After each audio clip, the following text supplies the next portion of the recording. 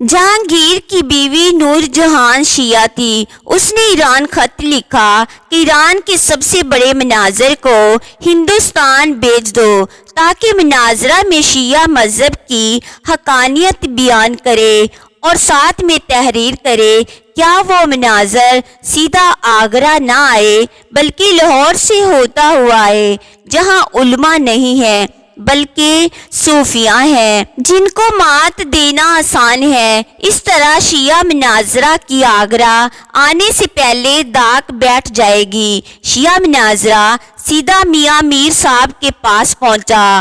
آپ اشراق کی نماز سے ابھی فارغ ہی ہوئے تھے۔ جیسے ہی وہ دروازے سے داخل ہوا تو آپ نے فرمایا، یہ شخص جو آگے آگے آ رہا ہے اس کا دل سیاہ ہے۔ علیک سلیک کے بعد حضرت نے دریافت فرمایا، کیا کام کرتے ہو؟ شیعہ مناظرہ بولا کہ میں ایران سے آیا ہوں اور شان اہل بیت رضی اللہ تعالیٰ عنہ بیان کرتا ہوں۔ میاں میر صاحب نے فرمایا، اہل بیت رضی اللہ تعالیٰ عنہ کی شان بیان کرو تاکہ سنی کا ایمان بڑھے۔ شیعہ مناظرہ بولا کہ امام حسین رضی اللہ تعالیٰ عنہ کی یہ شان ہے کہ کوئی گنہگار شخص بھی آپ رضی اللہ تعالیٰ عنہ کی مزار کے 40 میل کے ارد گرد دفن ہو جائے تو وہ بخش دیا جاتا ہے۔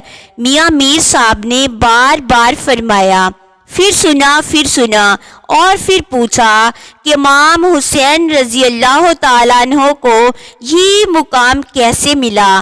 تو شیعہ مناظر بولا کہ آپ رضی اللہ تعالیٰ عنہ تو محمد صلی اللہ علیہ وآلہ وسلم کے نواسے تھے، اس وجہ سے یہ مقام ملا۔ تو میاں میر صاحب نے فرمایا کہ جب نواسے کی یہ شان ہے تو آپ صلی اللہ علیہ وآلہ وسلم کی کیا عظیم شان ہوگی؟ وہ بولا، بے شک بڑی شان ہے۔ پھر میاں میر صاحب نے سوال کیا کہ جو آپ صلی اللہ علیہ وآلہ وسلم کی مزار میں ان کے ساتھ سوئے ہوئے ہیں، کیا وہ بخشے نہیں جائیں گے؟ شیعہ عالم ہکا بکا رہ گیا اور آگرہ آنے کے بجائے واپس ایران چلا گیا اور یہ کہہ کر گیا کہ جہاں کے صوفی بزرگ ایسا علم رکھتے ہیں تو یہاں کے عالموں کا کیا مقام ہوگا؟ اور یہ وہ سوال کیا گیا ہے جس کا جواب قیامت تک کوئی شیعہ نہ دے پائے گا۔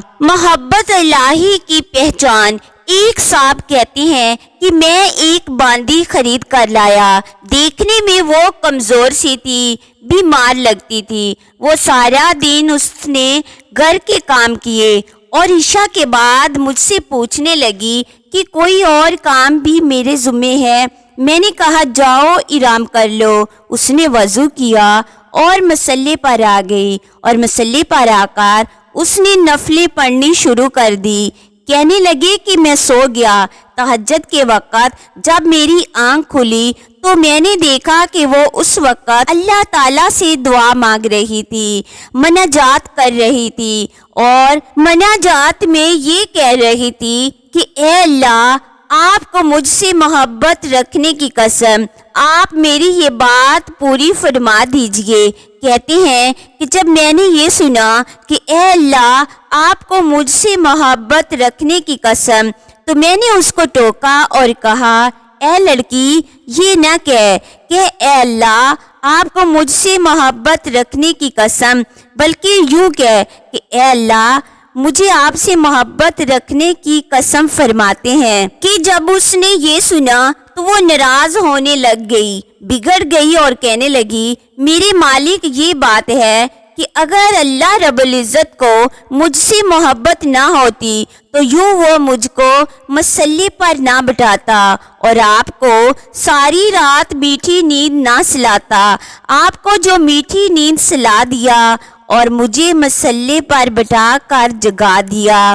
میرے ساتھ کوئی تعلق تو ہے کہ مجھے جگایا ہوا ہے؟ سبحان اللہ۔ ایک وہ وقت تھا کہ تہجد کے وقت اپنے رب سے یوں اپنے تعلق کے واسطے دیا کرتے تھے، اے اللہ، آپ کو مجھ سے محبت رکھنے کی قسم۔ واقعہ اللہ تعالیٰ کو ان سے محبت ہوتی تھی اور ان لوگوں کو اللہ تعالیٰ سے محبت ہوتی تھی